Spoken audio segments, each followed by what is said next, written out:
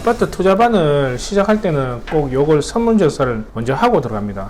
여러분들은 저를 알고 오셨죠? 저는 여러분들을 잘 몰라요. 그래서 제가 좀 여러분들을 어느 정도 부동산에 대해서 관심이 있는지 한번 확인은 해봐야 되거든요. 그래서 6개로 해가지고 여러분들한테 설문조사를 해요. 근데 뭐 디테일하게 이렇게 막 적어가지고 오신 분들이 잘 없어요. 예, 이때 동안 지나가는 사람 중에서 계획이 탄탄하게 이렇게 생각하고 오신 분들이 10명 정도 되시더라고요. 여러분들이 오늘 여기 오셨는 목적이 지금보다 좀 경제적으로 자유로운 삶을 살기 위해서 이렇게 오셨는 거란 말이에요. 그러려고 그러면은 목표만 정해놓은 게 아니고 그 목표에 맞춰가지고 탄탄하게 구체적으로 계획이 들어가가지고 시작을 하셔야 돼요. 그런데 목표가 없으면은 대부분이 한 건 받고 두 건 받고 중도에 포기하는 사람이 많아요. 정작 이렇게 물어보면은 구체적으로 이렇게 말씀을 잘 못하시더라고요. 그래서 한번 자극도 한번 받을 겸, 그리고 여러분들이 얼만큼 생각하는 걸 제가 또 알아볼 겸 이렇게 조사를 하는 겁니다. 그 10억이 되게 우리한테 큰 수치는 아니거든요. 근데 사람들은 10억대 이렇게 얘기하면은 쉽게 얘기하는데, 직장 생활을 하면서 10억대는 월급쟁이로 하면서 적금하고 돈을 모은다는 거는 현실성이 없는 거죠. 경매가 뭔지 아세요? 라고 물어보면은 대부분이 저렴하게 집을 사가지고 비싸게 파는 게 경매 아닙니까? 이런 식으로 경매를 안 겪어봤는 사람들이 얘기하는 수준에 이렇게 대답을 하시더라고요. 근데 보통 평생교육원이나 일반 사설학원에 권리분석부터 이렇게 시작을 한단 말이에요. 그래서 저 같은 경우에는 권리분석을 조금만 가르쳐줘요. 주택임대차 보호법하고 시세조사라는 걸 제대로 이렇게 가르쳐주고요. 조사했는 그 물건 가지고 법원에 가가지고 입찰을 한번 적게 해보고요. 그래서 여러분들이 조사했으니까 여러분들이 시세를 알잖아요. 그러면 1등이 받아가는 그 사람이 제대로 받아가는지 잘못 받아가는지 여러분들이 스스로 파악을 하시더라고. 그래서 경매라는 거는 이런 겁니다 라는 걸 여러분한테 알려주려고 이 기초반을 강좌를 열었는 거예요. 실제 그 실전으로 이렇게 들어가는 거는 교육하는 방식이 완전히 차원이 180도 틀려집니다. 맛배기만 보여드리는 거죠. 아파트로 해가지고 부자 된 사람들 제가 딱히 못 봤어요. 우리 실무반에 교생 중에 대치동에 19억에 샀거든요. 9개월 전에. 근데 그게 지금 26억 해요. 그 단계에 들어가려고 하면 3단계가 들어가야 되는 거예요. 내 돈이 못해도 전세 끼고 뭐 3억이나 4억 정도 이렇게 들어가는 거. 여러분들이 지금 투자금이 얼마 정도 있으세요?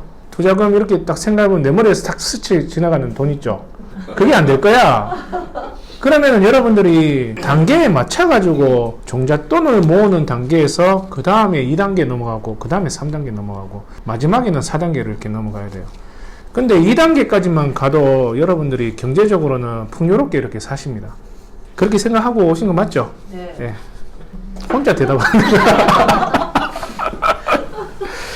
자, 그러면은 1억 받는 건물주라면은 회사를 다닐 것인가? 아니요라고 했네요. 전업주부라고 하셨죠? 전업주부면은 회사는 그만두고 이제 집안에서만 이렇게 계신다? 그만둔 지 12월 달에 그만둬서. 그럼 별로 안 됐네요? 네. 그러면 1,000만 원이면은 여러분들은 회사 다니실 거예요? 네. 나는 1,000만 원이면 안 다닐 것 같은데. 예. 만약에 1,000만 원이라면은 뭘 하고 싶냐고. 그러면 경매에 관한 고소득이 될 때까지 배우고 싶다. 그리고 시골에서 농사 짓고, 남편이 목공을 배우고 싶어 하세요? 네. 직업은 그쪽이 아닌데 그쪽 꿈이 있어서 여건 되면 그쪽으로 밀어주고 싶어요. 부모님이 그 새 집 지어가지고 살고 싶대요? 지금 현재 사시는 데가 지어진 지 한 20년 넘었어요. 그러니까 저희 어머니는 항상 새 집으로 가고 싶다 막 이런 생각을 하세요. 그래요? 네. 그래서 그냥 단독주택 말하는 거예요? 아니면 아파트 이렇게? 어떤 형식이든 상관은 없어요. 근데 단독을 좋아하시긴 하시죠. 옛날 분들이시라서. 새 집으로 가는 건 쉬운데 월세 들어가면 돼요.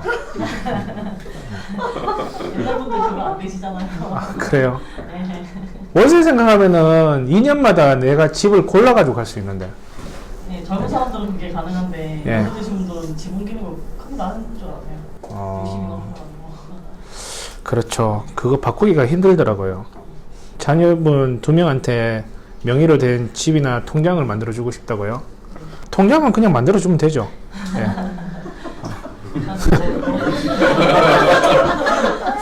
우리 딸내미도 통장 2개 있는데. 통장을 만들어줬어요. 어린이 통장 2개. 통장을 만들어줬어요. 그 통장 안에 이제 얼마가 있느냐가 중요하겠지. 집도 조금 이따가 보여줄 거지만 한 1,000만 원 안 되는 거 가지고 지하 그 있잖아요. 그것도 인서울 해주면 되지 뭐. 자, 그리고 노후 계획은 어떠신가요? 물어보니까 건물주가 됐어. 남편은 지하에서 목공 작업. 남편을 지하로 연락을 하네. 지하는 목공하면은 이게 있으면 잘해줘야죠. 아, 그래요? 끝까지 지하로 엮는다 그러는 거네. 그리고 2층에는 킬트 공방? 좋네요. 한마디로 그거네. 이게 수입원이 돼가지고 생활하는 게 아니고 요걸 즐기면서 하고 싶다는 거네.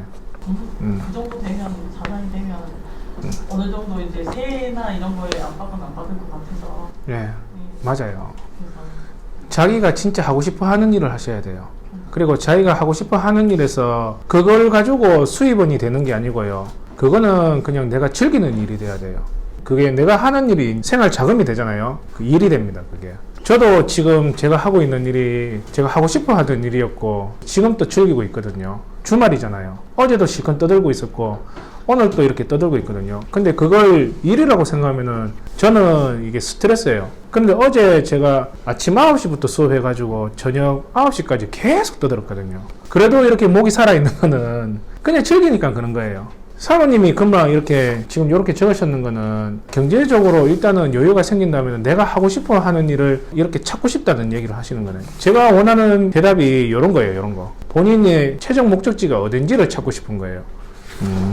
그리고 이 모든 걸 위해서 어떤 계획이 있으신가요? 라고 하니까 경매로 새로운 시도를 해보고자 하는 막연한 계획뿐입니다. 저축이나 주식으로는 답이 안 나오고 그렇게 생각해가지고 이렇게 경매 분야에 찾아왔다고 이렇게 얘기하시는 거네요. 저축이나 주식을 한번 해보셨어요?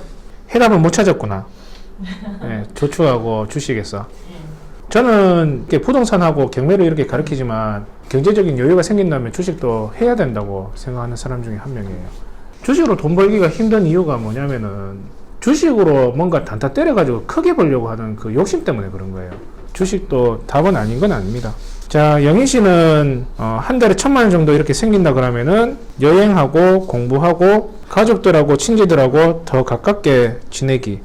지금은 가족들하고 별로 안 친해요? 아니 먼데 있는 사람은 더 만날 것도 더 못 만나잖아요. 아, 네. 그러니까 여유가 생긴다면은 만나고, 네. 자주자주 이렇게 찾아가서 이제 만나고 네. 맛있는 것도 먹고 그러고 싶다. 지금 하시는 일은요? 아세요? 학교 급식에서 그 예. 급식이라고 있어요. 그 손가락이 너무 아파요. 너무 많이 쓰니까 900명 이렇게 한 6명이 하니까. 그러니까 6명이 실질적으로 900명의 음식을 다 준비한다는 거네, 네. 점심시간에. 네. 와, 대단해. 그럼 그거 설거지는요? 다 해야죠. 6명이 처음부터 끝까지. 힘이 안 들 수가 없네. 관절하고 쉽게 나가겠는데, 여성분이면은. 무거운 것도 들어야 되고 그러니까. 노후 계획은 대학원에 가서 공부하고 싶다고 그러네요. 자, 주희 씨. 작은 건물 하나를 구입해가지고 월세로 전환해서 이렇게 받고 싶다. 매달 1회 요양원 가서 봉사하고 싶다고 그러셨고, 한 달에 한 번 캠핑 간다. 그리고 노후 계획은 이 경매 수업을 들어서 열심히 공부해가지고 실전에서 계속 투자하고 싶다고. 구체적인 계획은 경매 수업 듣고 공부하고 18년도에는 경매로 모든 시간을 투자하고 싶고, 그리고 가을쯤 되면은 실전 투자로 한번 해보고 싶다. 그렇게 적으셨네요. 배성씨, 네. 1,000만 원 소득이면은 학습, 자기개발, 여행, 여가활동. 그리고 노후 계획은 자산에서 나오는 수입으로 그 수입 발생하는 가지고 다시 재투자하고 또 세계여행 가고 싶다고. 구체적인 계획은 이현태 강사님에게 많이 배우고 오고 싶은. 이게 무슨 구체적인 계획이야? 내한테 짐을 다 떠넘기는 거잖아, 이거. 아, 마음에 안 드네요. 진성 씨는요? 예. 아유, 회사 다니다가 지금 예. 12월부로 해가지고 그만뒀습니다. 지금 현재 구직 중이고. 아, 그래요? 이제 실업 일주일 차. 죄송한데 그 나이대가 지금 어떻게 되시는데? 지금 올해 49. 49요. 예. 그래도 퇴직으로는 제 후배네요. 전원주택에서 살고 싶다고요? 예. 어, 예전부터 생각은 남자들 로망이 또 예. 저는 좀 대기업대에서 사는 거잖아요. 예. 하다가 뭐 어차피 그냥 못하는. 그렇죠. 이제 애들도 있고 와이프가 그렇죠. 그 반대하면 뭐 가려면 혼자 가라 하니까. 예. 그런데 우리 신우도 예. 고모부가 그랬는데 이혼한다더니 따라가서 잘 살대. 잘 살아요. 처음에는 이혼하고 안 간다더니. 제가 3, 4년 전에 펜션 유행할 때 경매 물건으로 해가지고 뭐 가창이나 저 성주나 하여튼 대구 인근 뭐 경북 쪽으로 해가지고 임장 가려고 많이 이렇게 돌아다녔거든요. 펜션에 팻말에다가 집 판다고 이렇게 하면 이제 집에 들어가가지고 얘기도 이렇게 해보면요. 대부분이 도심에서 이제 계속 익숙해졌는 분들은 한 2년 못 버티고 많이 나오세요. 공동으로 이렇게 돈을 모아가지고 하기도 하고 개인적으로 땅 사가지고 이렇게 하기도 하는데 펜션을 지으면은 첫 번째 이제 잔디를 이렇게 깔잖아요. 마당에 이제 개덮고 이렇게 풀어놓고 그러면은 잔디 푸는 그 순간 이제 죽는 거야. 풀 뽑다가 이제 날쌔입니다. 풀이 얼마나 잘 자라는지. 그래도 여기 살겠다고 하시는 분들은 파쇄석을 깔아요. 시멘트를 이제 발라버리든지. 요 도심에서는 보면은 빌딩도 있고 가로등도 있고 하니까 해가 져도 좀 밝잖아요. 근데 거기는 해 떨어지면 끝이야. 개소리밖에 안 들려요. 부엉이 소리하고. 그리고 나이 들고 이제 들어가면은 겁이 나요. 내 남편이, 내 와이프가 아파가지고 쓰러진다 그러면은 구급차가 바로 신속하게 못 들어오는 거예요. 이제 그런 데서 이제 겁이 나고. 도심에서 살면은 바로 나와가지고 뭐 사먹고 뭐 쇼핑하고 이게 되는데 그게 이제 그립기 시작해요. 그래서 그걸로 이제 달래는 게 인터넷 아니면은 TV로 달래는 거죠. 그러면서 이제 다시 도심으로 나옵니다. 근데 펜션이 잘 안 팔려. 그러니까 안 팔리니까 어떻게 해요? 개는 있는데 일주일에 한 번씩 가가지고 개 밥 먹이로 이제 가는 거예요. 파쇄석 안 깔았으면 그때 일주일에 한 번 이제 잔디 깎으러 이렇게 가는 거고. 그렇게 해가지고 경매 물건으로 나오는 게 더러더러 많이 있었어요. 그래도 가고 싶습니까? 그때는 그 펜션 그 1억 한 초반대 이렇게 사가지고 2억 중반대 이렇게 팔고 모르는 사람들한테 이렇게 꿈을 가지고 계신 분한테 펜션 좀 괜찮은 거 있는데 한번 구경 한번 해보실래요? 하면서 초대해가지고 같이 이제 양주 먹으면서 괜찮죠? 요거 지을 때 돈이 얼마 정도 들었는데 뭐 저렴하게 2억 초반대 해드릴게 하면서 8천 뭐 9천 이렇게 해가지고 팔죠. 잘 생각하십시오. 차라리 자연인이 나을 수도 있어요. 뭐 나는 자연이다 또 열심히 보고 있는데. 그러니까 너무 고생하는 것도 그래서 좀 그런 사람도 저런 데 있고. 남자들의 로망의 끝은 자연인입니다. 자연인. 예. 그래서 이제 저쪽에 보면은 지산동에서 좀 내려가면은 코로하늘채나 아니면 아이파크 공기 좋고 왠지 도심하고도 가까운데 펜션 같은 느낌.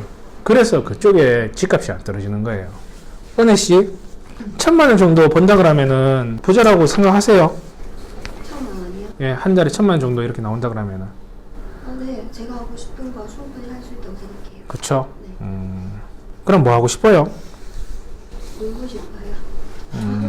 여행 다니고, 네. 운동도 하고, 본인이 하고 싶어 하는 취미생활로 네. 즐기면서 좀 하고 싶고. 저는 주택에 이사 가고 싶다 그러네. 이웃 생겼네, 이웃.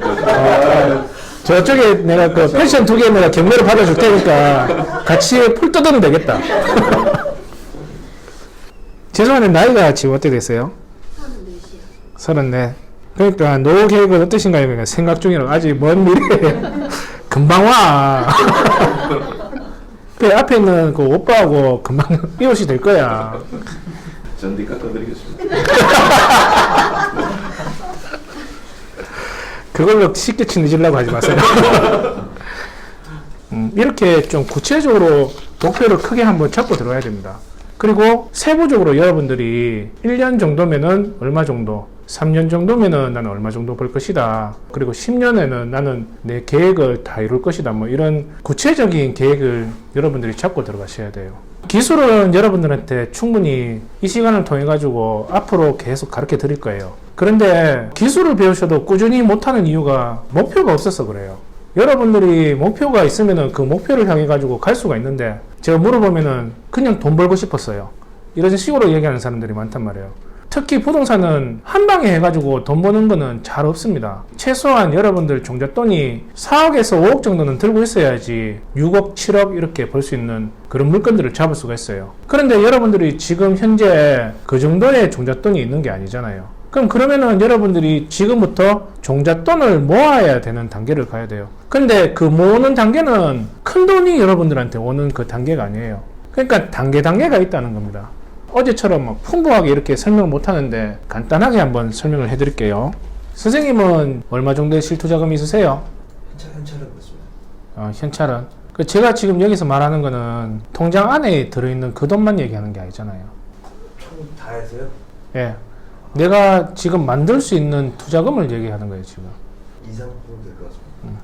그러니까 내가 생각만 좀 더 하면요. 투자금이 이렇게 늘어난다니까. 처음에 그 얘기했을 때는 통장 안에 있는 돈만 이렇게 생각을 했잖아요. 근데 내가 진짜 한 달에 얼마 정도 벌겠다 이런 마음을 딱 먹었다 그러면은 정리를 해가지고 그걸 투자금으로 만들 수 있는 것도 생각을 하셔야 돼요. 저 같은 경우에는 경제적인 자유를 이제 꿈꾸면서 제일 먼저 했던 게 뭐냐면은 책을 봤습니다. 어떤 책을 봤냐면은 부자가 됐는 사람들, 그 사람들이 어떻게 돈을 벌었다는 그런 것들을 계속 찾아봤어요. 그런 것 중에서는 자기 자랑만 하는 것도 있었고요. 어떤 사람들은 자기가 5년, 10년 동안 그동안 실패하고 실패를 다시 딛고 성공으로 이제 바꿨는 거. 그러면서 그 사람들이 어떤 생각을 하고 다시 일어났는 거. 그러면서 이 사람들의 생각을 내가 배우려고 노력했고요. 성공했는 사람들은 생각하는 자체가 긍정적으로 이렇게 생각해요. 그런 책들을 보고요. 그러고 나서 제가 행동하려고 노력을 많이 했죠. 3천이 안 되는 돈으로 이렇게 시작을 했단 말이에요. 제 주위에서 내가 돈을 끌어모을 수 있는 방법을 다 찾아냈어요. 여러분들도 내가 지금 현재 들고 있는 돈만 생각하지 마시고 본인 투자금을 일단은 점검을 하셔야 돼요. 그리고 나서 단계별로 나는 어떤 단계에 들어가야 되는지를 여러분들이 체크를 하셔야 돼요. 그 단계를 제가 표로 이렇게 만들어 봤어요. 1단계는 빌라나 오피, 구분 상가인데 조만한 상가를 이렇게 얘기하는 거예요. 그리고 아파트. 그러니까 빌라나 오피스텔, 구분 상가 이런 것들은 시세가 얼마 정도 하냐면은 6천, 7천, 8천 이런 걸 잡으셔야 돼요. 그런 것들은 내가 내 돈이 이렇게 들어간다 그러면은 거진 해수가 되는 겁니다. 아파트 같은 경우에도 큰 걸 이렇게 잡으시라는 게 아니고 나홀로 아파트나 누가 봐도 이거는 메이커도 없고 저런데 새 놓겠어 저거 팔리겠어 이렇게 하는 거 그런 아파트를 잡으셔야 돼요. 그게 1단계예요. 1단계.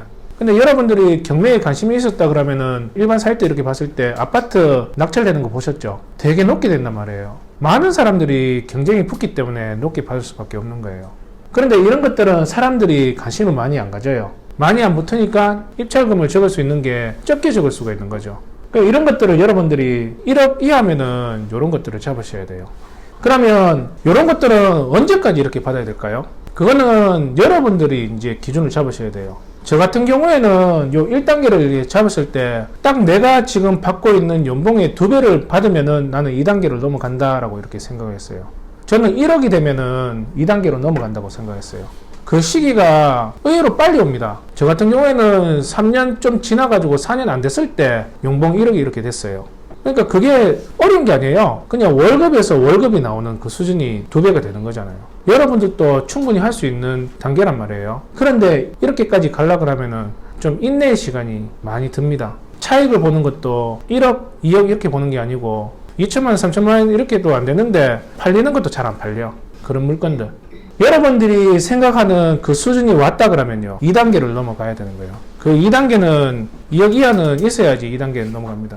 그런데 선생님 같은 경우는 충분히 지금 이렇게 되죠. 1단계가 아니고 2단계에 들어가는 거예요. 2단계에 들어가가지고 본인이 원하는 그 금액대가 나올 때까지 모으시는 거예요. 1단계에서 7천만원, 8천만원짜리 이 빌라를 받다 그러면 2단계는 그 수준이 아니에요. 잡는 것도 2억에서 뭐 3억 사이 시세가 되는 거.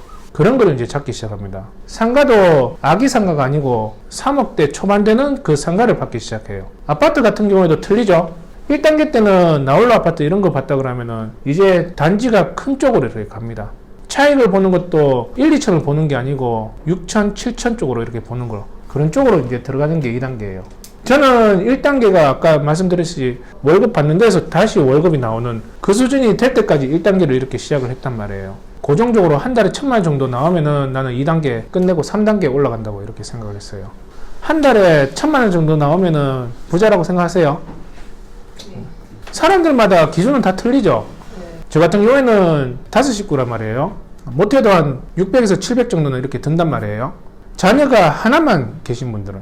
그리고 결혼 안 하신 분들은 또 틀리겠죠. 한 달에 한 500만 이렇게 나와도 충분히 경제적으로 여유가 있겠죠. 사람마다 다 틀려요. 부자의 기준은. 한 달에 1000만 원 정도 이렇게 고정적으로 나온다 그러면요. 내가 처음부터 금수저로 이렇게 물고 나온 게 아니라 그러면은 1000만 원 정도 나온다 그러면 사는데 크게 문제가 없어요. 예전에 썼던 그 생활 자금에서 한 200만 더 쓰면은 되게 풍요롭습니다. 외식 뭐 한 달에 한 번 갈 거 일주일에 한두 번 갈 수 있는 거고. 그리고 애들 학원 보내는데 마음 편안하게 학원 보내고 여행 가고 싶을 때 그냥 가고. 이게 2단계에서 벌써 됩니다.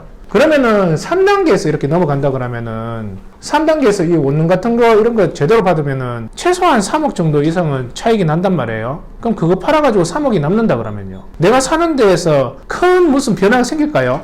그냥 내 자산이 더 탄탄하게 불려질 뿐이에요. 그러니까 이 2단계에 접어든다고 하면은 그때부터는 내 삶이 그냥 안전하게 경제적으로 자유롭게 이렇게 갈 수가 있어요. 근데 저는 지금 또 로또 하고 있거든요. 항상 돈이 없어. 저 같은 경우에는 물건이 나타나면은 통장에 잔고 있잖아요. 경매 물건은 항상 물건이 쏟아지니까 괜찮은 물건은 계속 제 눈에 이렇게 보인단 말이에요. 항상 돈이 없어요. 그래서 매주마다 로또를 합니다. 다른 물건 잡기 위해서. 그러니까 그 로또가 됐다 그러면요, 제 삶이 이렇게 변하는 건 아니에요. 내 자산이 좀 더 풀려질 뿐이지. 근데 일반 사람들은 로또가 되면 인생이 바뀔 거라고 이렇게 생각하잖아요. 2단계만 들어가도 삶도 바뀌고 우리 가족들의 인생도 이렇게 바뀌기 시작해요.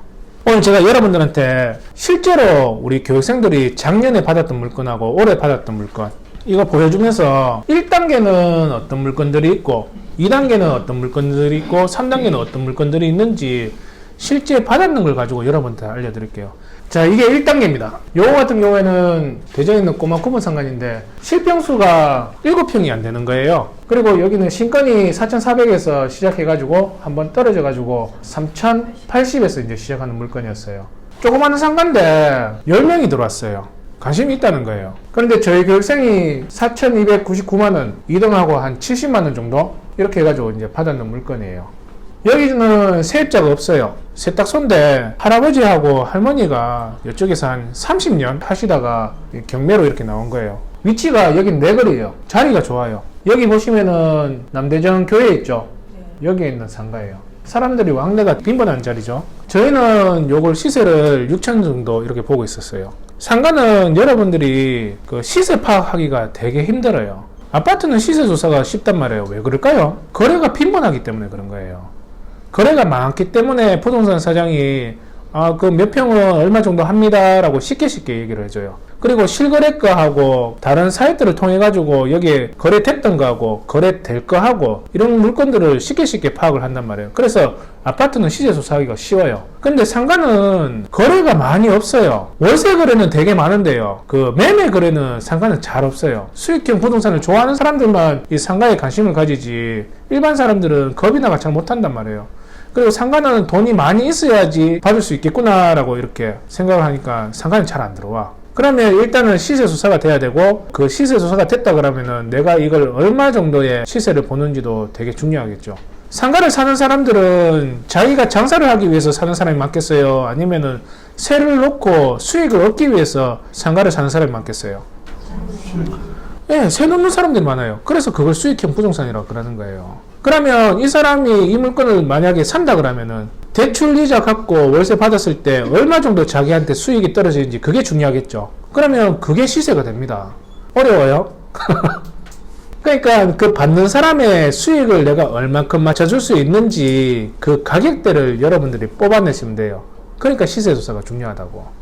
그랬을 때 여기 시세는 6천 정도에 팔면 되겠구나라는 게 여기 시세예요. 그리고 구입했는 게 4,300이죠. 여기는 월세가 500에 30에 이렇게 돌고 있어요. 대출 내고 했을 때에 실제로 그 월세 놓기 전에 내 돈이 들어가는 게 900입니다. 그러면 500에 30에 세를 냈다 그러면 순수하게 내 돈 들어가는 거는 500을 회수했으니까 400 정도 내 돈이 들어가는 거예요. 대출 이자가 11만 원 정도 예상하고 있어요. 그럼 대출 이자 갖고도 한 달에 19만 원 정도 이렇게 나오는 거죠. 나쁘지 않죠. 1년이면은 한 200만 원 넘잖아요. 400만 원 투자해가지고 1년에 200만 원 넘는다 그러면 2년만 하면은 손투자금도 뽑아내겠네. 시세 차익은요, 1,700만 원. 빨리 팔리겠어요? 안 팔리겠어요? 잘 안 팔린다니까. 그거는 여러분들이 인정을 하고 들어가야 돼요. 이게 1단계에 들어가는 물건입니다. 자, 종목이 이제 바뀝니다. 사모님한테 제가 얘기했죠. 자녀분 명의로 지하빌라 한 개 사줄 수 있다고. 자, 보시면은 실병수가 12병이라 그러면은 여기는 방이 2개 정도 나옵니다. 투룸 정도 나와요. 감정가가 5,100이었는데 한번 떨어져가지고 3,570에 이렇게 시작하는 물건이었어요. 2명 들어왔어요. 저격승이 3,600 적었고 2등이 3,580. 그러니까 최저가에서 10만원 적었는 거예요. 20만원 차이로 해가지고 낙찰을 받았어요. 여기 지금 세입자는 16년도. 16년도면은 지금 18년 1월이니까 2년 정도 지나는 거예요. 16년 1월 달에 세입자가 들어왔는데 500에 30에 이렇게 들어왔어요. 지금 잔금 날짜가 19일이거든요. 이 세입자가 그대로 사는 걸로 용도가 끝났어요. 그러니까 우리 교육생들은 보면은 한 10명 중에 5명은 집주인이든 세입자든 그대로 앉히는 분들이 많아요. 그대로 앉히면은 좋은 게 뭐죠? 용도비가 안 들죠. 수리 비용이 또 절감되죠. 새로 그대로 앉았으니까 중개수수료가 안 들어가죠.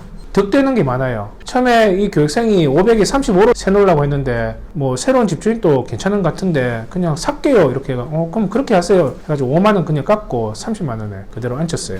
요 길이면은 요 창문 보이잖아요. 이거는 이 정도 창문이 올라오면은 이건 반지하라고 이렇게 보시면 되죠. 딱 이게 산 찍는 것도 지하라고 이불로 표시하려고 이렇게 딱 이렇게 찍었죠. 빌라는 아까 상가보다 좀 나아요. 부동산 사장들이 여기는 얼마 정도면 팔립니다 라고 이렇게 한 10군데 전화해가지고 10군데를 조합해가지고 푼 것도 말이 안 되는 거고 너무 낮은 것도 말이 안 되고 타당하게 근거를 찾아가지고 여기 시세를 파악했을 때는 5,500 정도면은 팔린다고 이렇게 얘기를 해요. 여기 구입했는 거는 3,600이죠.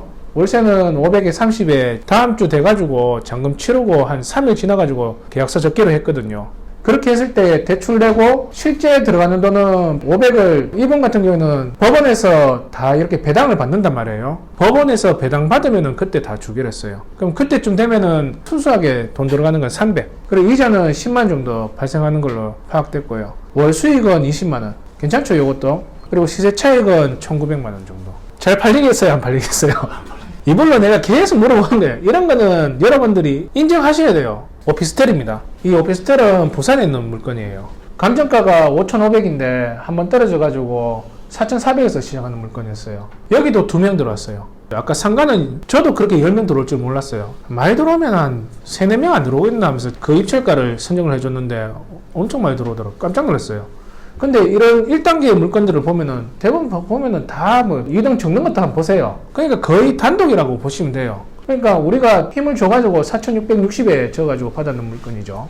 여기서 세입자가 있는데 나중에 여러분들이 주택임대차 보호법을 저한테 배울 거란 말이에요. 경매뿐만 아니고 일반 물건도 항상 봐야 되는 게 건물 등기에서 제일 빠른 날짜, 그 날짜가 소멸 기준이 됩니다. 전세권은 하나는 이렇게 예외를 두는데 간단하게 돈 거래를 했는 날짜가 제일 빠른 날짜가 소멸 기준이 돼요. 제일 빠른 날짜가 중소기업에서 돈 빌려줬는 한 11년 2월이 소멸 기준이 돼요. 전입 날짜가 이 사람이 대항력이 있냐 없냐를 파악을 하는 거예요. 16년도면은 빨라요 안 빨라요? 전입이? 늦어요. 늦죠? 그럼 이 사람 대항력이 없는 거야. 이 사람이 지금 보증금이 얼마를 들고 있든 내가 인수할 상황이 아니에요. 근데 만약에 이 사람이 2010년도에 전입을 했다. 보증금 500 있다. 그러면 그 500은 이 사람이 못 받으면 내가 지불을 해야 되는 겁니다. 요거 하나만 아시면 돼요. 나중에 또 주택임대차 보호법에서 소멸 기준도 이제 보고 최우선 변제도 보고 그리고 확정이라는 개념도 잡고 다 하겠지만 첫 번째 이 소멸 기준만 제대로 파악하시면 돼요. 그러면 어려운 거 없어요. 여기는 도로 측에 있는 오피스텔이고요. 그리고 이 지도를 보시면은 사상역이 바로 옆에 있어요. 지하철역이 또 트리플로 이렇게 있고요. 조금만 내려가시면 버스 터미널이 있어요. 그러니까 여기는 부산이나 아니면 울산이나 출퇴근하는 사람들이 많이 거주하는 지역이에요. 그러니까 오피스텔 같은 경우에는 그럼 누가 살겠어요? 이쪽에는 결혼 안 했는 직장인들이나 혼자 사시는 어르신들, 거기에 오피스텔이 많이 삽니다. 그러니까 젊은 사람들이 좀 많이 사는 지역이라고 이렇게 보시면 돼요. 여기는 시세가 한 7천 정도 이렇게 합니다. 구입가는 4,660만 원이었고 아까 요 바로 밑에 보면은 1,000에 60도 받거든요. 새로 지었는 데는. 우리는 한 보수적으로 한 500에 40 이렇게 생각했는데 1,000에 30으로 그렇게 받을 거라면서 그렇게 얘기를 하시더라고요. 왜 그러냐면은 자기 투자금을 회수를 다 하려고 다음 투자도 들어가야 되니까. 그럼 월세를 이렇게 받았다 그러면은 400만 원 투자금이 되는 거죠. 이자가 12만 원 정도 발생하고요. 월 수익이 18만 원 정도. 그럼 시세 차익은 2,300만 원. 그런 물건이고요.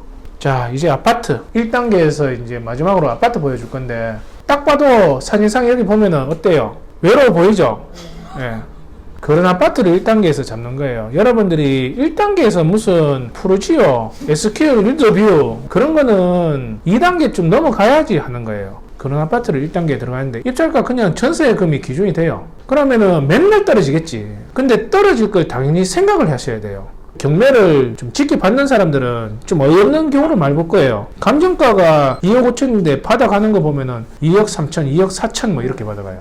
그러니까 그거 보면서 이제 생각이 들죠. 저럴 것 같으면 왜 경매하지? 그래도 경매를 하는 거는 남기려고 하는 건데 저렇게 뭐 남기는 남는 거야. 그렇게 생각할 거란 말이에요. 네, 남으니까 하는 거예요. 감정가가 시세가 아닐 수도 있어요. 감정가는 2억 5천인데 그게 2억 8천, 뭐 2억 9천 할 수도 있는 거고. 아니면은 진짜 감정가대로 시세가 맞을 때도 있어요. 그런데 그 2억 4천에 이렇게 받아간다는 거는 그 사람이 시세 조사를 잘못했는 거예요. 아니면은 그 아파트에 자기가 입주하려고 그러면은 일반 시세보다는 저렴하잖아요.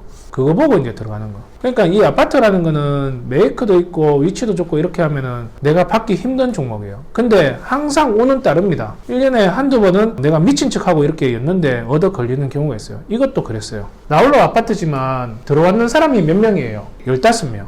이런데도 15명 들어온다니까. 아파트니까. 하여튼 아파트는 사람들이 많이 들어와요. 감정가가 1억 1,500인데 시세보다 좀 낮았어요. 그래서 15명이 들어왔는 겁니다. 그리고 여기는 두 번 유찰돼가지고 7,300에 시작하는 물건이었고 감정가에 비하면 또 많이 떨어졌는데 시세도 요거보다 높단 말이에요. 그러니까 이만큼 많이 들어오는 거지. 여기 알고 있는 지역의 사람이라면. 그래서 우리 교육생이 적어놓은 가격이 9,310만 원 정도 적었고 1억이 9,150만 원 정도 이렇게 적었어요. 한 200이 차이 안 나는 쪽으로 해가지고 받았죠. 여기는 소멸 기준이 15년 12월 달이죠. 그런데 이 세입자는 전입이 언제예요? 16년 11월. 그러면 이 사람은 대항력이 있습니까? 없습니까? 없죠. 쉽죠? 이 어려운 게 아니라니까? 그런데 이 사람이 배당을 다 받는다 그러네. 1,500만 원. 이건 뭐지? 최우선 면제. 그러니까 주택임대차 보호법에는 보증금 얼마 안에 들어가면은 배당 순서 상관없이 제일 먼저 보증금을 준다라는 그런 게 있어요. 그러니까 그 기준이 되는 거는 소멸 기준, 요 날짜로 기준으로 해가지고. 그러니까 1,500만 원 다 받아간다 그러면요. 우리는 명도하기가 되게 편하겠죠. 잘만 하면은 그냥 그대로 앉혀가지고 세를 넣을 수도 있겠네. 유리한 세입자죠. 거기 물건 중에서 2차 그 처음에 유찰될 때 9,200이잖아요. 9,200 이상 적은 사람이 없었다는 말이잖아요. 예, 여기는 없었는 거죠. 그러니까 그런데 예. 그럼 그때 9,300이나 9,210만 원이 적으면 그 사람이 낙찰을 받았다는 말이잖아요. 그런데 이렇게 이제 유찰이 두 번 정도 돼서 첫 번째 유찰 가격 이상으로 올라가는 경우도 자주 있나요? 많죠. 많아요. 예. 그럼 우리가 상식적으로 이게 물건부상만 잘 됐다면 예. 처음에 2차 할 때 나무 10만 원이라도 더 적었으면 쉽게 가는 거잖아요. 그쵸. 어렵게 가는 게 아니라. 그런 이유는 왜 그런가요? 이게 되게 신기하죠. 예. 지금 서울 물건을 한번 보세요. 서울 물건은 딱 여기 보면은 한번 유찰하고 신권에서 넘겨가지고 받는 사람들도 있거든요. 이해가 안 되죠. 7,300이 이렇게 떨어졌을 때 그냥 9,200에서 떨어지기 전에 그냥 9,200에 적으면 될 건데 이때 떨어뜨려가지고 이렇게 받으면서 또 넘겼냐. 제일 많은 이유는요. 본인이 이때 받기 때문에 그런 거예요. 9월 22일 때 봤으면 좋았는데 9월 22일 넘겨가지고 이 물건을 발견을 했는 거예요. 1억 1,500 이때 시작한다 그러면은 선생님은 이때 관심 가지겠어요? 안 가지죠. 경매는요, 신권되는 사람들이 거진 관심을 안 가져. 경매는 떨어뜨리는 맛이 있거든요. 그럼 한번 떨어뜨리면 얼마예요? 3천만 원 정도는 떨어지고 보잖아요. 3천만 원 차익을 이렇게 봤다 그러면은 이때 시세 조사를 하면 좋은데 시세 조사를 안 했는 사람들이 많았을 거예요. 그냥 이 감정가만 이제 시세로 보는 거야. 이때 이제 떨어뜨렸을 때는요. 감정가에서 못해도 한 4천만 원 정도는 차익이 나잖아요. 이때부터 이제 떨어지고 나서 이제 조사했는 사람들이 많았겠죠. 그리고 물건을 검색을 한다 그러면은 내가 이런 물건을 금방 내가 볼 수 있는 확률이 얼마큼 되겠어요? 부산 지역에 있는 사람들은 이렇게 보겠죠. 그럼 대구에 있는 사람은 부산에 있는 물건 많이 볼까요? 안 볼까요? 광주에 있는 사람이 부산 물건은 잘 볼까요? 안 볼까요? 잘 안 본다니까. 그러니까 제가 실무반에 있는 사람들한테 첫 번째로 가르치는 교육이 그거예요. 전국 물건을 다 보게끔 만들거든요. 10,000건에서 12,000건을 다 봐야 되는데 법원 사이트나 아니면은 그냥 무료 사이트나 한번 보고 오신 분들 계세요? 본인이 좋아하는 지역이 있어요? 일단 대구만 보게 되더라고요. 대구 사람이니까. 그러면 대구에 있는 수성구에 있는 아파트가 나왔다. 그 한 물건 이렇게 처음에 발견해가지고 본다 그러면은 앞에 표지 다 볼 거고, 그죠? 예, 사진도 들어가고 로드뷰도 들어가요, 안 들어가요? 수성구에 온 동네를 다 돌아다니죠. 네. 예, 잘못하다가는 구미도 갈 때도 있어. 로드뷰로. 그러면 간평서 봐요, 안 봐요? 건물 등기 다 보고. 그러면은 몇 분 걸려요? 10분, 15분? 10분, 15분이면 되게 빨리 보는 건데. 보통은 그렇게 물어보면은 잘 모르겠는데요, 이렇게 얘기를 해요. 모를 수밖에. 하루에 물건 이렇게 보는 게 한 5개 보면은 해 떨어지는데. 못해도 3, 40분은 이렇게 본다는 거예요. 그 다 보고 10분, 15분이면 되게 빠른 건데. 저희 교육생한테 훈련시키는 게 한 물건 보는데 2분 안에 다 보게끔 이렇게 만들어요. 모든 대장 다 보고 사진 지적도 다 보고 하는데, 그러니까 아예 습관적으로 딱 앉으면은 한 물건 보는데 착 이렇게 보이거든요. 그래야지 전국에 있는 물건을 다 보지. 언제 로드뷰 타고 서울 내려갔다가 부산 내려갔다고 해. 쓸데없는 짓을 막 제가 다 차단시켜버리는 거예요. 군인이요, 전쟁터에 나가면은 그 고지를 점령하는데 그 각계 전투를 하더라도 제대로 배우면은 은폐 하면서 이렇게 탁탁탁탁 하면서 엎드리고 뭐 이렇게 하면서 숨어서 이렇게 막 파파파 올라가거든요. 느그적 하면 총 맞고 죽는다니까. 경매가 똑같아요. 경매라는 것도 내가 지금 이 물건을 내가 입찰 들어갈지 안 들어갈지도 모르는데 꼭 받을 것처럼 막 보고 있어. 그 대장마다 포인트가 있단 말이에요. 내가 감정평가서를 보면은 왜 감정평가서를 봐야 되는지 그 이유를 알아야 되고, 현황조사서를 본다 그러면 현황조사서는 왜 봐야 되고, 건물등기, 건축물 대장, 매각물건 명세서, 송달래요, 어느 쪽으로 포인트를 잡아서 봐야 될지 모르는 거야. 그러니까 봐도 모르면서 되게 또 열심히 봐. 그러면 시간이 벌써 1시간이 지나갑니다. 근데 끝내는 입찰 안 들어가. 왜 입찰 못 들어가는지 아세요? 자신이 없으니까. 그러니까 입찰가가 자신있게 내가 적을 수가 없는 거예요. 입찰은 해봤어요? 아니요. 이때 동안 입찰은 안 해봤어요? 관심 가진 지가 얼마 안 됐습니다. 잘할 것 같은데. 잘할 것 같아. 하여튼 그런 물건이었어요. 감정가가 1억 1,500인데 시세가 1억 3천이에요, 여기는. 구입했는 게 9,300이죠. 그리고 월세는 2천에 40으로 지금 본인이 생각하고 있어요. 세입자 나간다 그러니까. 이자 나오는 게 21만 정도고요. 월 수익은 19만원. 월세 놓기 전에는 2,150이고, 세를 놨다 그러면 1,500 정도. 그리고 시세 차익은 3,500 정도 보는 거고요. 이게 1단계입니다, 1단계. 그런데 지금 환경이 많이 바뀌었죠. 예전에는 집이 있으면은 담보대출이 나왔어요. 근데 이제는 본인한테 주담보가 있다 그러면은 좀 어려워지겠죠. 예전에는 무조건 저는 월세로 추천합니다, 월세. 대출이자가 발생한다 그러면은 그 대출이자 세입자가 갖게끔 이렇게 만들었단 말이에요. 이쪽에서 19만원이 남는 거는 어디 써야 돼요? 역시 유튜브를 잘 듣고 왔는 사람들은 이럴 때면은 내가 좀 당황스럽다니까. 그래, 재산세 내야지. 6월 1일 때 이제 발생하는 재산세, 종부세, 이런 거 내야죠. 통장으로 다 모아가지고 갚는 식으로 그렇게 가는 거예요. 그리고 나중에 팔았을 때는 차익 남겨가지고 또 물건 이렇게 잡고. 그러면은 10개만 돼도 한 달에 이자 갚고도 한 200만원, 250만 정도 이렇게 나오겠네요. 본인의 연봉의 2배가 되는 거예요. 세가 잘 안 나간다거나. 세가 안 나가면은 다음 물건 못 받는 거지. 제가 교육생들한테 항상 얘기하는 게 받는 게 능사가 아닙니다 라고 얘기를 해요. 어차피 물건은 계속 쏟아져요. 제일 중요한 거는 물건을 골라내는 눈을 키워서 그 시세를 제대로 파악하는 게 제일 중요한 포인트지만, 낙찰 받고요, 명도 끝내놓고 세 붙이는 거는 두 번째로 중요한 거예요. 두 번째로. 그럼 세가 붙어야지 다음 물건을 받는 거예요. 근데 세가 안 붙였는데 다음 물건 좋은 게 있다고 해가지고 들어간다? 진짜 불구덩으로 들어가는 거예요. 타 죽어요. 그러니까 예전에 경매로 해가지고 열 몇 채 들고 있는 사람이 죽었잖아요. 그건 잘못된 방식으로 투자를 했는 거예요. 제가 단계가 있다 그랬는 것처럼 순서가 있는 거예요, 순서가. 그렇게 해가지고 여러분들이 월 수익 구조가 됐다 그러면은 어떤 거부터 정리를 해야 될까요? 작은 거부터.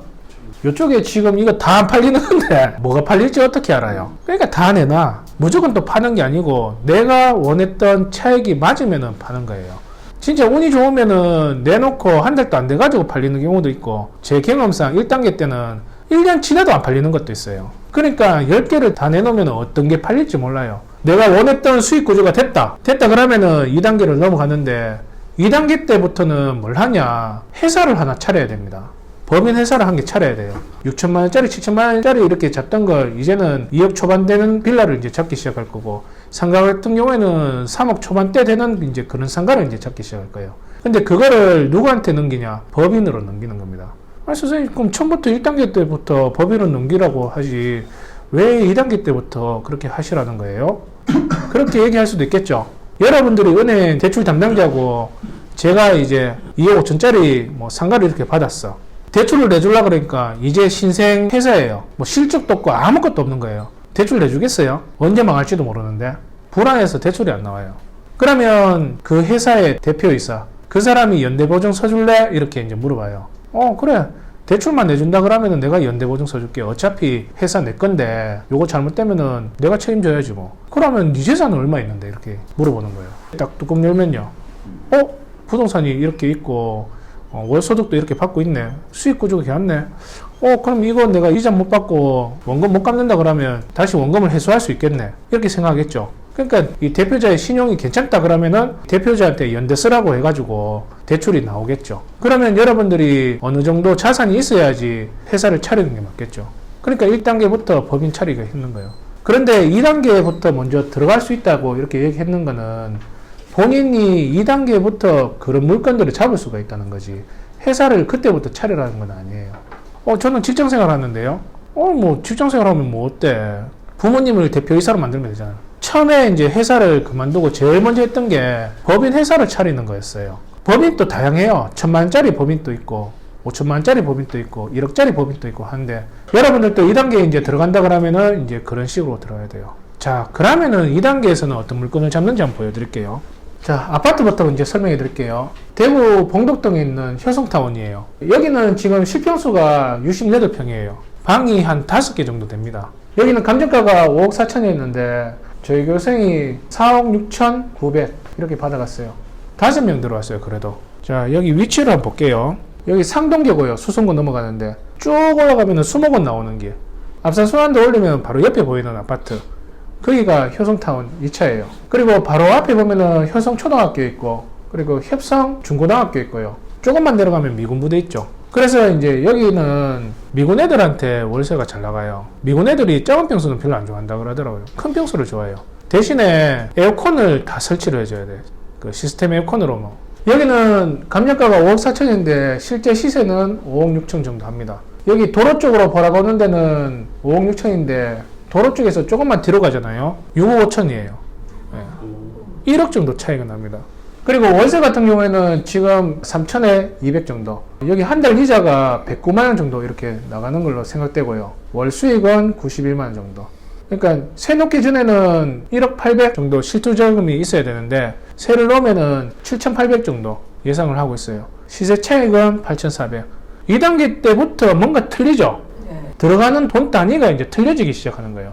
그 1단계 때는 그래도 괜찮네 이런 수준이죠. 근데 저거 팔리겠나? 그런 게 이제 1단계. 근데 2단계는 마음만 먹으면은 팔릴 수 있는 물건들. 자, 빌라를 한번 볼게요. 빌라 같은 경우에도 이제 틀려집니다. 여기는 수성구에 있는 물건이에요. 수성구 황금동. 실평수가 23평이면은 방이 한 3개 정도, 3룸이 나오겠죠. 분양평수로 이렇게 얘기하면 한 33평, 34평 뭐 이런 식으로 얘기하는 물건. 그 아파트에 34평하고 빌라에 34평하고 또 크기가 틀린 거 아시죠?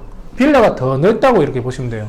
여기는 방 3개에 화장실 2개. 감정가가 1억 7,500인데 한번 유찰돼가지고 1억 2,200에서 시작하는 물건이었어요. 6명 들어와가지고 1억 6,200에 저희 교육생이 받았어요. 근데 실질적으로 1등이 다른 사람이 1등이었어요. 그 1등 했는 사람이 진짜 적었는 금액이 1억 6,700에 적은 사람이 있었어요. 여기 보증금이 1,225만원 이렇게 적혀 있잖아요. 수표로 끊어오든지 현금으로 이렇게 들고 와야 되는데 저희 교생은 수표로 한 장 1,225만원을 이렇게 한 장으로 끊어왔는데 그분은 현금으로 들고 왔는 거예요. 5만원권으로. 개수는 맞았는데 한 장이 5,000원이었어요. 5,000원 건이 색깔이 좀 비슷하잖아요. 근데 1등이 돼가지고 경매계에 있는 직원이 세우니까 안 맞는 거야 이게. 지갑에 5만원이 있다고 해도 그거는 떨어집니다. 그냥 봉투에 10대 다 맞아야 돼요. 그래서 운 좋게 저희 교육생이 1억 6,200에 적어가지고 받았는 물건이에요. 그러니까 경매라는 게 운이 맞으려고 하면 이런 물건도 이제 받게 되는 거예요.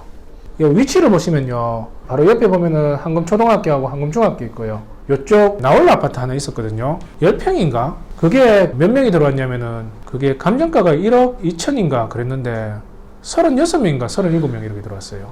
8월 전인가 그랬는 것 같다. 그거보다 위치도 더 좋고 넓고 초등학교도 바로 옆에 있고 괜찮거든요. 그런데 여기는 6명 들어왔어요. 왜 그럴까요? 수성구 가열지역으로 찍혔잖아요. 대출이 안 나와요, 수성구에. 그때는 대출이 80% 나왔고 지금은 대출이 30%밖에 안 나와요. 이제는 수성구는 돈이 없으면은 들어오기가 힘든 시장이 돼버린 거예요. 그리고 여기가 실평수 10평도 안 되는데 36명 들어왔는 이유가 뭐냐면은 이쪽에는 행정구역이 경신고등학교하고 정하여고하고 경북고등학교하고 과학고등학교하고 학군이 괜찮아요. 이불로 전입을 들어오는 사람들이 많아요. 그러니까 이쪽에 인기가 많은 거예요. 요 밑에 여기 아파트를 이렇게 보시면은 여기 세가 기본이 200에서 250 정도 합니다. 근데 여기는 빌라니까 그만큼 안 받죠. 그러니까 사람들한테 월세 놓기가 좋은 지역이죠. 여기 시세는 2억 2천입니다. 그러니까 감정가가 되게 낮은 거예요. 그리고 이분 같은 경우에는 전세를 놓을 생각을 하고 있어요. 전세 놓으면은 바로 이렇게 빠진다 그러더라고. 전세를 놓으면은 순투자 금액이 1230만원 정도. 그럼 시세 차익은 5770 정도 되는 거죠. 실제 들어가는 돈이 2단계 때는 이렇게 많아집니다. 그리고 30% 대출 나오니까 뭐 월세 놓는다고 해도 투자금이 많아지는 거죠. 그래서 이불로 전세를 놓는 겁니다. 이 같은 경우에는 오선랜드라는 상가인데 제가 받았는 거예요. 2연태 딱 적혀있죠. 저번 여름에 이렇게 받았는데 이거는 법인으로 안 받고 그냥 제 이름으로 이렇게 받았어요. 여기는 감정가가 2억 800인데 좋은 차 들어가가지고 2억 1000에 이렇게 찍었죠. 그러니까 아까 사장님이 저한테 물으셨죠. 아니 뭐 감정가 넘길 것 같으면은 신권에서 뭐 진작에 이렇게 받지 그냥 떨어뜨리면은 다른 사람들이 관심을 가지잖아요. 관심 가지면은 시세 조사할 거란 말이에요. 그때 감정가를 넘겨버리면은 저는 더 넘기면서 이렇게 생각을 해야 된단 말이에요. 혹시 몰라가지고 누가 조사했는가 싶어가지고 200만원 더 줘가지고 받았는 거예요. 여기는 지금 세입자가 단란주점하고 있어요. 그때 당시에는 5천에 120에 이렇게 월세를 주면서 장사를 하고 있었는데 이 사람이 5천을 다 못 받거든요. 전주인한테 받았는데 전주인은 뭐 망했는데 뭐. 그러니까 돈이 없잖아요. 보증금 3천에 150을 이렇게 얘기하니까 그렇게 하겠다 그러더라고. 그래서 이 잔금 찾는 날짜가 9월 25일이잖아요. 10월 달부터 해가지고 150만원씩 지금 꼬박꼬박 지금 받고 있는 상가예요. 지은 지 얼마 안 됐어요. 여기입니다, 여기. 가빈 노래방. 위치를 보시면은 바로 길 건너편에 만수공원 있고 이쪽에 공단 지역이고요. 그 밑으로 보시면은 롯데캐슬하고 휴먼시아 2단지하고 아파트 단지가 이렇게 있어가지고 이쪽으로 상권이 이렇게 돼 있거든요. 이쪽에 와서 이제 소비시키는 지역이고, 농협하고 국민은행하고 기업은행이 이렇게 있죠. 은행이 들어간다는 거는 그만큼 위치가 괜찮다고 이렇게 보고 이제 들어가는 거예요. 왼쪽으로 좀 내려가시면은 오성 호수공원도 있고, 주말 되면 많이 놀러 가고 이렇게 한다 그러더라고요. 동선이 이렇게 가니까 괜찮더라고요. 150 정도 이렇게 받으니까 3억 2천 정도 되면은 저는 팔 생각이에요. 아니면 뭐 죽을 때까지 그냥 들고 가든지. 구입했는 게 2억 1000이죠. 3천에 150으로 이렇게 지금 월세를 받고 있단 말이에요. 한 달 이자가 49만원이에요. 50만원이 안 돼요. 월 수익이 100만원 정도 이렇게 나옵니다. 101만원. 그러면 실제로 내가 썼던 돈은 4200. 그러니까 1단계 때는 1000만원 안 되는 돈을 막 썼죠. 근데 2단계 들어가면은 이 정도는 써야 돼. 보증금을 받으면은 1200밖에 안 되죠. 그러니까 시세 차익은 그래도 1억 1000원 이렇게 보고 들어가는데 팔고 싶겠어요? 안 팔지. 더 큰 물건 잡으려고 하면 하지. 그렇게 답답한 게 없어요. 내 돈 1200만원 쓰고 100만원 정도 나오는데 뭐 괜찮잖아요. 그러니까 2단계 때부터는 뭔가 안정감이 느껴지죠. 1단계 때는 저거 뭐 새 빼겠나 뭐 팔리겠나 이런 생각하는데 2단계 때부터는 새 빼니까 큰 돈 안 들이고도 저렇게 고정적으로 돈이 나오니까 괜찮네. 안에 들어가 보면은 인테리어가 되게 막 좋아요. 막 대리석 바닥에 해가지고 막 저는 단란점을 평생 한 번도 안 가봐가지고 잘 모르겠거든요. 채는 아닌 것 같고 그냥 1, 2천으로 했는 인테리어가 아닌 것 같아요. 그러니까 세입자가 안 나가는 걸 또 시세 조사할 때부터 관리소장 만나고 부동산 만나고 세입자도 만나고 해가지고 다 알고 이제 입찰에 들어가는 거죠. 모르면은 아니 신권에서 왜 받아? 이렇게 생각하겠죠. 그러니까 이게 시세 조사가 중요한 거라니까. 그러니까 여러분들도 빨리 자기 이름으로 건물주 돼야지. 그죠? 자, 이제 3단계입니다. 여러분들이 2단계까지만 들어도 이 정도만 해도 여러분들이 충분합니다. 3단계는 이제 앞으로 여러분들이 이제 큰 목적을 이루기 위해서 4단계는 공장이나 땅이나 이걸 얘기했단 말이에요. 그러니까 3단계는 우리 애들을 위해서 이제 사는 거라고 생각하시면 돼요. 감정가가 8억 8,400이에요. 한번 떨어져가지고 6억 1,900에서 시작하는 물건이었는데 2명 들어왔는데 저희 교육생이 7억 1,000에 거의 받았다고 보시면 돼요. 법인으로 받았어요. 이름 좋죠? 건의투자. 본인이 법인 이름 지으려고 장명소에서 지어줬는 게 건의투자예요. 경찰 투자가 아니고. 본인 이름이 이건희예요. 네, 진짜로. 그 이름이 제일 좋다고 건의투자 이렇게 했다 그래요. 이쪽에는 11가구가 이렇게 있습니다. 건물이 깨끗해요. 이쪽에 안에 있는 건데. 그 3층에 주인세대에 있는 세입자가 엄청 관리를 잘해가지고 깨끗합니다. 여기는. 관리가 되게 양호해요. 위치를 보시면은 쭉 내려가시면은 성서계대 있는데, 그리고 이쪽으로 내려가면은 죽전 내거리 나오는데, 그 중간쯤에 있는 206. 걸어서 한 5분도 안 되는 거리예요. 앞으로는 원룸도 양극화가 좀 심해질 것 같아요. 이제는 대학교 같은데 원룸 있는 거 있잖아요. 매력이 많이 떨어지고 있습니다. 초등학교 때 한 반에 몇 명이었어요? 사장님 세대는 60명? 제가 기억하는 게 제 옆짝꿍이 54등을 했거든요. 항상 기억이 나더라고. 전교에 몇 명 있는 것도 기억이 나는 것 같아요. 우리 때는 대학교 들어가면은 재수생도 막 생기고 막 이런데 요즘은 재수생 뭐 이런 얘기가 잘 없더라고요. 그러니까 입학하는 정원이 줄어드니까 원룸이라는 것도 이제 수익 만들어내는 게 줄어든다고 보시면 돼요. 특히나 학생들이 많이 입학을 안 해가지고 원룸의 수익이 별로 안 나오는데 학교에서 기숙사도 만드네. 더 원룸으로 임대사업 하는 게 힘들어지는 거예요. 앞으로는 대학교 근처에 공실률이 더 많이 생긴다고 이렇게 보시면 돼요. 그러면은 되는 원룸은 어디냐? 역하고 가까운데 그런 데가 임대사업이 좀 더 낫다고 이렇게 보시면 돼요. 그 역하고 가깝죠? 그거 보고 이제 이분이 받으신 거예요. 여기는 11가구라 그랬죠. 3룸이 하나고요. 그리고 2룸이 4개고 원룸이 6개예요. 3룸은 무조건 전세로 뺀다고 이렇게 계획 잡고 있고요. 2룸 같은 경우에는 2개는 전세, 2개는 월세. 원룸 같은 경우에는 다 그냥 월세로 이렇게 내는 걸로. 그렇게 해가지고 계획을 잡으셨어요. 3룸은 전세가 1억 4천 정도 이렇게 하고요. 여기는 2룸 같은 경우에는 전세가 7천, 월세는 300에 60, 원룸 같은 경우에는 300에 40 정도 이렇게 나온다고 하더라고요. 자, 그렇게 했을 때에 시세는 그 정도 수익을 이제 만들어 준다 그러면 여기는 시세가 12억 정도 이렇게 되는 거예요. 그리고 구입했는 가격이 7억 1천 정도 이렇게 구입했다 보시면 되고요. 보증금이 3억 6천 이렇게 나옵니다. 여기에 월세 받아내는 게 360만 원 정도 이렇게 이제 예상을 하고 있어요. 이자는 제가 4% 정도 이렇게 잡았는데 실질적으로 이분이 주거래하는 은행이 있거든요. 이분 같은 경우에는 실투자 금액이 원래 있기 때문에 3단계부터 그냥 하고 있는 분이에요. 원룸은 방빼기가 들어갑니다. 방빼기 들어가지고 대출이 많이 안 나와요. 그런데도 4억 정도 이렇게 나온다고 그렇게 얘기하더라고. 보통 원룸의 40%, 많이 받으면 50%인데 이분은 55% 이렇게 나온다 그러더라고. 그 대출 이자는요, 저는 4% 지금 잡아가지고 얘기하는 거거든요. 3.7% 이렇게 나온다 그러더라고요. 제가 계속 법인 만들어라 해가지고 지금 만든 건데, 신규 법인인데도 대표이사가 자산이 되게 좋으니까 주거래 은행에서 대출도 많이 해주고, 그리고 이자도 저렴하게 이렇게 나오는 거예요. 그러니까 월 이자가 제가 계산했는 걸로 보면은 104만원 정도 이렇게 나오고요. 월세에서 이렇게 대출 이자 갚고 돈이 남는 게 254만원 정도 저는 이렇게 계산되더라고요. 실제 투자해야 되는 금액은 저는 50% 이렇게 받거든요. 3억 5,500이 본인 실제 들어가는 돈이고, 이렇게 보증금을 다 받았다 그러면은 순투자 금액이 5,500, 그리고 시세 차익은요 4억 9천. 괜찮죠? 5,500 투자해가지고 250만원 정도 이렇게 나온다 그러면은 나쁘지 않는 투자죠. 원룸이 매력이 그거예요. 보증금을 받으면은 내 돈이 거의 회수가 돼요. 근데 일반 원룸을 산다. 보통 내 돈이 들어가는 게 1억이나 2억 정도는 묶여 있어야 돼요. 원룸은 시간이 지나면은 가격대가 떨어지겠습니까? 올라가겠습니까? 건물이 오래되면은 떨어집니다. 왜 떨어질까요? 왜 원룸의 가격이 떨어질까?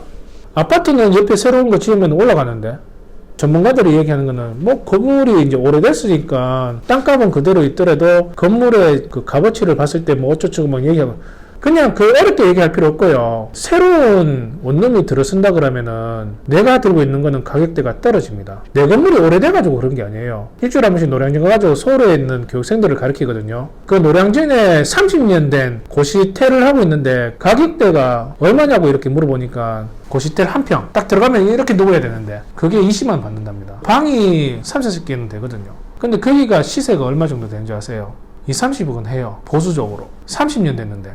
가격이 안 떨어져요. 수익이 좋으면 안 떨어집니다. 제가 무슨 말 하려는지 아시겠죠? 깨끗한 원룸이 있고 좀 오래된 원룸이 있다 그러면은 똑같이 60을 준다 그러면 어느 원룸에 들어가겠어요?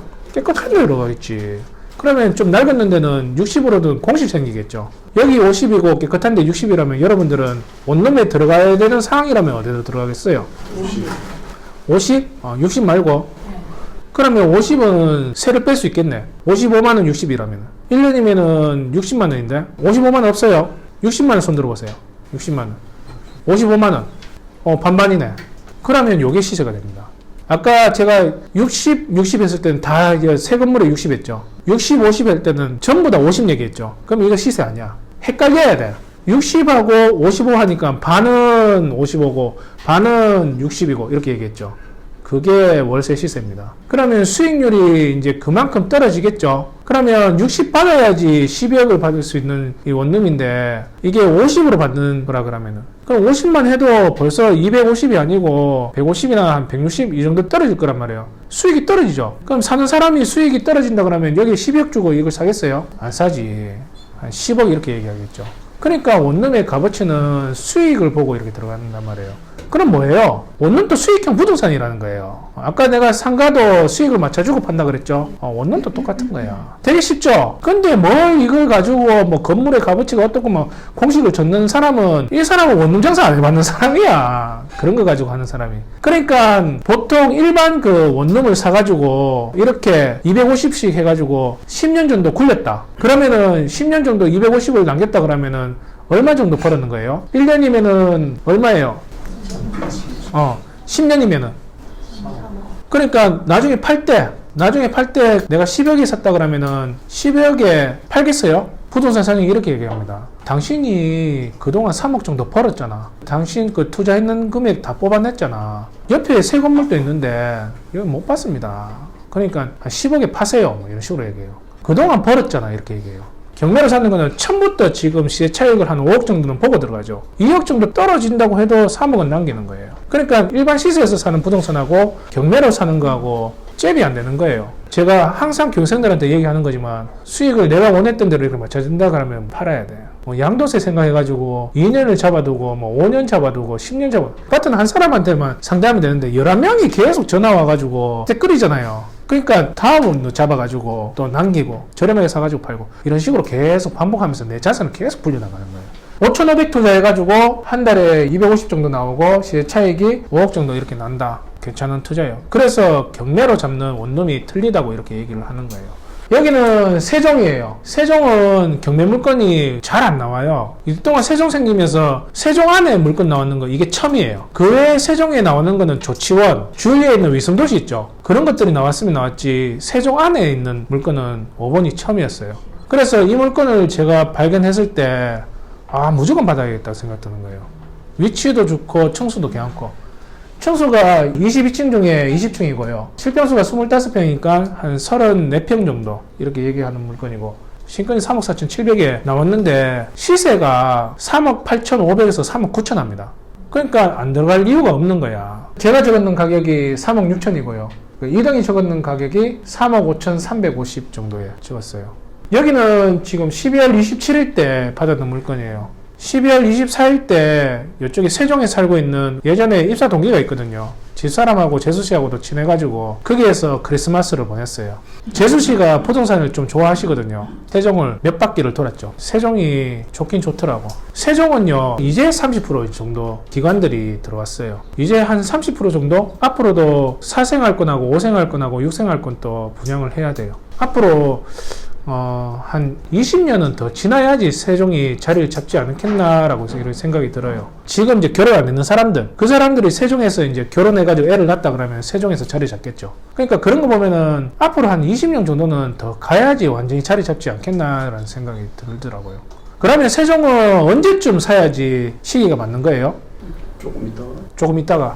부동산 사장님이 이런 얘기 하더라고. 세종에서 제일 저렴할 때는 지금입니다. 이렇게 얘기하더라고. 아버지나 어머니한테 그런 생각이나 그런 얘기 안 해봤어요? 아버지는 한참 강남 그 개발할 때 왜 그때 안 샀어? 5천만 원이나 6천만 원이었으면은 지금 20억대 부자는 됐을 건데. 우리 선배들 보면요, 서울에서 근무하는 선배하고 대구에서 근무하는 선배하고 자산이 틀려. 그러니까 그런 생각 안 해봤어요? 해봤죠? 그러니까 본인 애기가 이제 대학교 졸업할 때쯤 되면은 그런 얘기 할 거예요. 아빠 왜 세종에 분양할 때 왜 그거 한 개 안 샀어? 이렇게 물어볼 거야. 20년 뒤에. 똑같은 거예요. 세종에는 지금 평당 1,300만 원 이렇게 얘기를 하는데, 제가 볼 때는 금강 그 라인 쪽으로 보시면은 제가 볼 때는 평당 한 3,000원 갈 것 같아요. 모든 부동산 사장님들이 그렇게 얘기를 하더라고. 보수적으로 3,000원 갑니다라고. 언제요? 그건 모르죠. 항상 그 얘기. 나도 그렇게 물어보거든. 언제쯤 올라갔네. 아니, 사장님 되게 답답하다. 부동산 처음 해봤어요, 저보고. 제가 볼 땐 자리만 잡으면은 한강뷰를 바라보는 데처럼 그 정도 평당 가격은 안 올라가겠나라는 생각도 저도 그렇게 들더라고요. 마지막은 국회의사당이 세종에 들어와야 돼. 예. 언젠간 다 들어오겠죠. 어차피 그거는 국가 정책인데. 그죠? 자, 여기 위치를 보시면은 왜 제가 이 물건을 받으려고 했냐면은 여기는 1생활권이에요. 지금 1생활권은 다 입주됐거든요. 2생활권은 이제 올해부터 이제 거진 다 입주가 되고요. 3생활권은 이제 분양이 끝났는 거고. 제가 이 물건을 잡았는 이유는 층수가 또 마음에 들었고, 청구동 2호 라인이거든요. 1008동이 살짝 꺾였죠. 학교 갔다 왔다 이게 동선이 다 보이더라고. 타워형이 아니고 판상형이니까 난양을 다 바라보고 있고, 또 동남거리가 되게 넓더라고요. 그늘이 앉아. 그리고 애들 그 학교 갔다 오는 거 뷰도 괜찮고. 초등학교 끼고 있는 아파트가 더 괜찮을까요? 좀 떨어져 있는 데가 나을까요? 끼고 있는데. 그런데 살아봤어요. 초등학교 붙어 있는 데는 시끄러워가지고 점심시간 되면 시끄럽고, 왜 1년에 2번씩 운동회를 하는지 모르겠어. 준비하는 기간이 더 시끄러워요. 네, 애들 등교할 때는 좋지. 3, 4학년만 돼보세요. 이제는 그렇게 안 하지. 여기는 살짝 길 건너편이죠. 그러니까 소음에서 그래도 조금 떨어지는 거예요. 차라리 이런 아파트가 나요. 길 건너편 여기가. 그래, 그것도 마음에 들더라고. 그래서 이 물건을 받게 된 겁니다. 이제 물건을 골라가지고 시세 조사하고 입찰가 선정하고 그리고 명도하는 걸 이제 배우실 거란 말이에요. 근데 이런 기술을 아무리 배워도 여러분들이 안 하면은 의미가 없어요. 경제적인 자유를 찾기 위해서 이렇게 오셨는데, 거기에서 제일 중요한 거는 목표 설정이 되게 중요합니다. 나는 6년 뒤에, 10년 뒤에는 이런 모습으로 살 거야 라는 모습을 그려놓고요. 내가 지금 들어가야 되는 단계가 어떤 단계인지부터 먼저 파악을 하셔야 돼요. 그 단계를 파악하시려고 그러면은 첫 번째, 지금 종잣돈이 얼만큼 되는지 파악을 하셔야 돼요. 내 종잣돈이 파악이 됐다 그러면은 1단계에서 들어가야 될지 2단계에서 들어갈지는 나올 거란 말이에요. 1단계에서 들어간다 그러면은 내가 목표치가 얼마 정도 되는지, 나는 내 연봉의 2배 정도 벌 거야 아니면 3배 정도 벌 거야, 그런 걸 설정을 하셔야 돼요. 내 돈이 맞다면은 2단계에서도 들어갈 수도 있고 3단계에서도 들어갈 수도 있고. 그 부수적인 목표치는 또 구체적으로, 그럼 1년 뒤에 나는 몇 건을 받고 2년 뒤에는 몇 건을 받고 3년 뒤에는 내 목표치를 도달할 거야, 이런 게 나와야 돼요. 이 목표 설정이 없잖아요. 경매를 오래 못 하더라고. 저는 목표를 이루면서 그 다음 단계를 이렇게 잡아 들어가면서 또 꿈을 가졌거든요. 저는 여러분들한테 오늘 좀 더 구체적으로 이렇게 알려주는 거란 말이에요. 근데 이걸 여러분들이 더 세밀하게 구체적으로 잡는 건 이제 여러분들 몫이지. 이제 아파트를 보여주면서 시세 조사는 어떻게 하는지 이제 알려줄 거고요. 그리고 주인법을 이제 알려드릴 거예요. 정말 내가 이 물건을 받는다라고 생각하는 것처럼 그렇게 조사를 하셔야 돼요. 그래야지 제가 여러분들한테 더 디테일하게, 이거는 얼마 정도 선에서 입찰가를 한번 생각해서 한번 봅시다 라고 이렇게 얘기가 나옵니다. 오늘 첫날이라 가지고 시간을 좀 많이 할애했습니다. 오늘 수고하실 거예요. 열심히 해가지고 좋은 성과를 내는 시간을 했으면 좋겠습니다. 수고했습니다. 네.